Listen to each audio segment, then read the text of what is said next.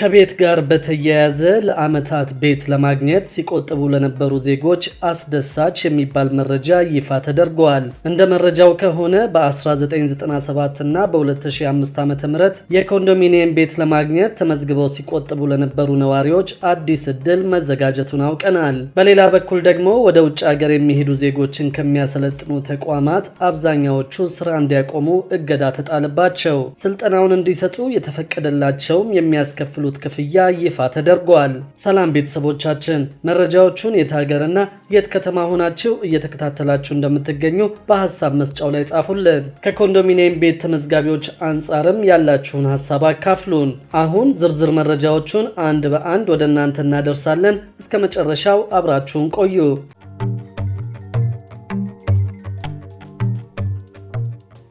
ከቤት ጋር በተያያዘ ለዓመታት ቤት ለማግኘት ሲቆጥቡ ለነበሩ ዜጎች አስደሳች የሚባል መረጃ ይፋ ተደርጓል። እንደ መረጃው ከሆነ በ1997 እና በ2005 ዓ.ም የኮንዶሚኒየም ቤት ለማግኘት ተመዝግበው ቁጠባቸውን ሲቆጥቡ ለነበሩ ነዋሪዎች አዲስ እድል መዘጋጀቱን አውቀናል። የአዲስ አበባ ከተማ አስተዳደር ለኮንዶሚኒየም ተመዝጋቢዎች መሬት አዘጋጅቷል። መሬቱ ላይ የሚገነቡትን ቤቶች በሚመለከትም ዲዛይኑን አዘጋጅቶ በመጠባበቅ ላይ እንደሚገኝ ታውቋል። ሐሳቡ እንዲሳካም መንግስት ጉዳዩን በቁም ነገር ይዞት በመንቀሳቀስ ላይ ይገኛል። አቶ ጸጋዬ ሞሼ በከተማ መሰረተ ልማት ሚኒስቴር የቤቶች ልማት መሪ ስራ አስፈጻሚ ናቸው። በኃላፊው ሐሳብ መሰረት የአዲስ አበባ ከተማ አስተዳደር ለ1997 እና ለ2005 ዓ.ም ተመዝጋቢዎች መሬት ያቀርባል። የቤቶቹንም ዲዛይን በሚመለከት ቢሮ እንደሚያቀርብ አስታውቋል። የተመዝጋቢዎቹ ሚና የሚሆነው ደግሞ በማህበር በመደራጀት በተሰጣቸው መሬት ላይ በቀረበው ዲዛይን መሰረት ቤቶቹን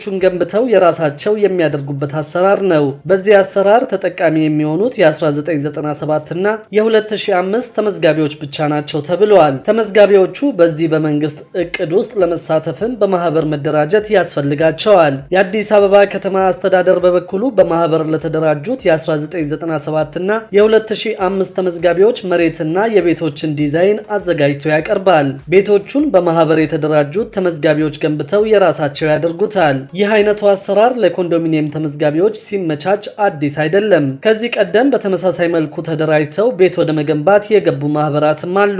በዚህ እድል ለመጠቀም የምትፈልጉ የ1997 እና የ2005 ተመዝጋቢዎች በጉዳዩ ዙሪያ ዝርዝር መረጃዎችን ከቤቶች ልማት ኮርፖሬሽን ማግኘት የምትችሉ ሲሆን እኛም በየጊዜው አዳዲስ መረጃዎችን እየተከታተልን ወደ እናንተ እናደርሳለን። በሌላ በኩል ወደ ውጭ ሀገር የሚሄዱ ዜጎችን ከሚያሰለጥኑ ተቋማት በስራ ላይ እንዲቆዩ የተፈቀደላቸው መለየታቸው ይፋ ተደርጓል። በዚህ ስልጠና ለመሳተፍ ለአንድ ሰው የተቀመጠው ገደብ 1500 ብር መሆኑንም ለማወቅ ችለናል። ወደ ውጭ ሀገር የሚሄዱ ዜጎችን ሲያሰለጥኑ ከነበሩ ከ500 በላይ ተቋማት ውስጥ በአሁኑ ወቅት በስራ ላይ እንዲቆዩ የተፈቀደላቸው 392 ብቻ መሆናቸውን የስራና ክህሎት ሚኒስቴር አስታውቋል። 108 ያክሉ ተቋማት እንዲዘጉ የተደረጉት የተመዘገቡ ተማሪዎችን በአግባቡ ለማሰልጠን የሚያስችል ደረጃ ያላሟሉና ከተቀመጠው የገንዘብ መጠን በላይ የመጠየቅ ሁኔታ ያሳዩ ናቸው ተብሏል።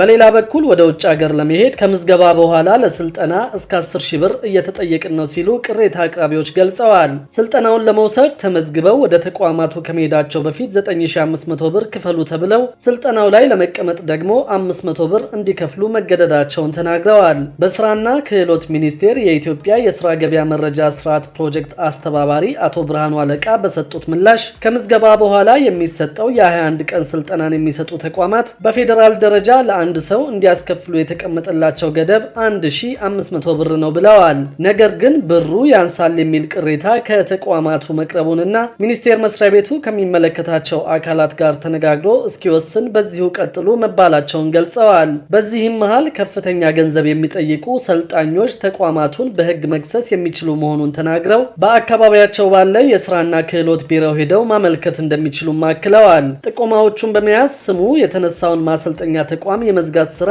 እንደሚሰራም ተናግረዋል። ተቋማቱ በቀጥታ ፈቃድ የሚወስዱት ከክልሎች በመሆኑ ችግሩ እንዳይፈታ አድርጎታል ያሉት አስተባባሪው፣ ነገር ግን ባለፉት 3 ወራት በተሰራው ስራ 500 የነበሩት የማሰልጠኛ ተቋማት ፍተሻ ተደርጎላቸው ማሟላት ያለባቸውን ደረጃ ስላላሟሉ ወደ 392 ዝቅ መደረጋቸውን አስረድተዋል። በተለያዩ አካባቢዎች ያሉ ሰልጣኞችም ይሁን ሌሎች ግለሰቦች እንዲህ አይነት ተቋማት ሲመለከቱ ጥቆማ መስጠትና ተቋማቱን ማጋለጥ እንደሚችሉ ተገልጿል። በሌላ በኩል ደግሞ ብስክሌት ለሚያከራዩ 5 የግል ባለሀብቶች የቅድመ እውቅና ፍቃድ ሊሰጣቸው መሆኑን አውቀናል። በአዲስ አበባ ከተማ የብስክሌት ኪራይ አገልግሎት ለመስጠት ጥያቄ ካቀረቡ 18 ባለሀብቶች መካከል ለአምስቱ ከሚቀጥለው ሳምንት ጀምሮ የቅድመ እውቅና ፍቃድ እንደሚሰጣቸው የአዲስ አበባ ከተማ አስተዳደር የትራንስፖርት ቢሮ ገልጿል።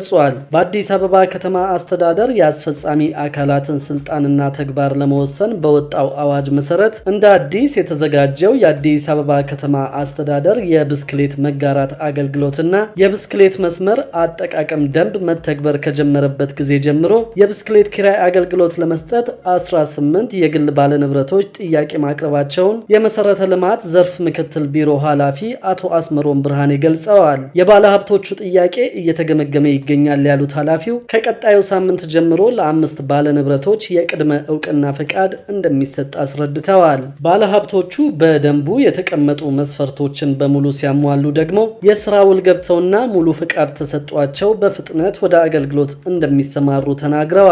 የብስክሌት ትራንስፖርት አገልግሎት ላይ መሰማራት የሚፈልግ ማንኛውም የግል ባለንብረት የስራ ፍቃድ ለማግኘት 300 እና ከዚያ በላይ የብስክሌት ከ100 የማያንሱ በኤሌክትሪክ ባትሪ የሚንቀሳቀሱ ባለ 2 ጎማ ተሽከርካሪዎች ወይም ስኩተር ማቅረብ እንዳለበት ደንቡ ያስገድዳል። ቢሮ የተቀመጠውን መስፈርት በሚገባ የሚያሟሉ 2 ወይም 3 አገልግሎት ሰጪዎች ቢኖሩ በቂ ነው ብሎ እንደሚያምን አቶ አስመሮም ገልጸዋል። ሆኖም ግን በዚህ ቁጥር ላይ ገደብ አልተቀመጠለትም። በዚህ ሂደት አገልግሎት ሰጪዎች ሊዋሃዱ የሚችሉበት ሁኔታ እንዳለም ተጠቁመዋል። አገልግሎቱን ለመጀመር ምን ያህል የአዋጭነት ጥናት ተደርጓል ተብሎ ጥያቄ የቀረበላቸው አቶ አስመሮም በ10 ዓመት ይሰራል ተብሎ የታቀደው የብስክሌት መሰረተ ልማት በ2 ዓመት መሰራቱን ጠቅሰዋል። በዚህም በመጀመሪያው ዙር የኮሪደር ልማት 100 ኪሎ ሜትር እንዲሁም የሁለተኛው ዙር ሲጠናቀቅ ደግሞ 142 ኪሎ ሜትር በአጠቃላይ 242 ኪሎ ሜትር የብስክሌት መንገድ ስለሚኖር ወደ አገልግሎት ለመግባት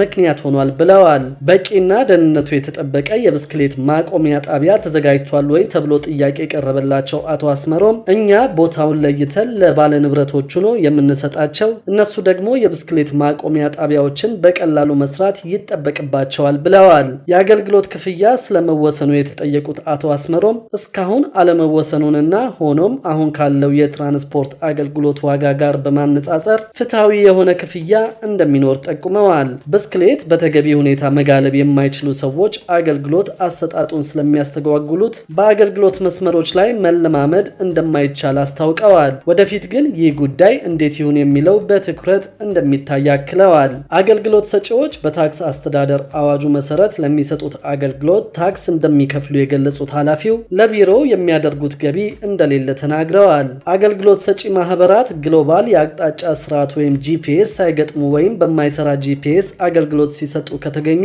3000 ብር፣ ከታሪፍ በላይ ካስከፈሉ 3400 ብር፣ በብስክሌቱ ላይ ተጨማሪ ሌላ አካል ከገጠሙ 5000 ብር፣ የባለ ንብረት ስራ ፈቃድ ሳይኖራቸው ወይም ሳያሳድሱ አገልግሎት ከሰጡ፣ ከአገልግሎት መስመር ውጭ ከተሰማሩ፣ ከደንቡ ውጭ ያለ ፈቃድ ቀለም ቀብተው አገልግሎት ከሰጡ ለእያንዳንዱ ጥፋት 10000 ብር እንደሚቀጡ በደንብ ውስጥ ሰፍሯል። ማንኛውም ተጠቃሚ ከተፈቀደው የመጫን አቅም በላይ ከጫነ 600 ብር፣ ብስክሌት እየነዳ ከተመገበ፣ ከጠጣ፣ ተንቀሳቃሽ ስልክ ከተጠቀመና ሲያጨስ ከተገኘ 500 ብር እንደሚቀጣ በደንቡ ተመላክቷል። በተመሳሳይ ብስክሌት ለመጠቀም ከባለ ንብረቱ የተከራየ ተጠቃሚ ከስምምነት መስመር ውጭ ሲጋልብ ከተገኘ 1500 ብር፣ የሌሎች ብስክሌት መንገድ ተጠቃሚዎችን እንቅስቃሴ ካወከና ለአደጋ በሚያጋልጥ ሁኔታ ብስክሌት ሲጠቀም ከተገኘ 500 ብር እንደሚቀጣ በደንቡ ተደንግጓል። በከተማዋ ከደህንነትና ከመሰረተ ልማት አኳያ አገልግሎት መስጠት የሚጀመረው በኮሪደር በተሰሩ መንገዶች ላይ ብቻ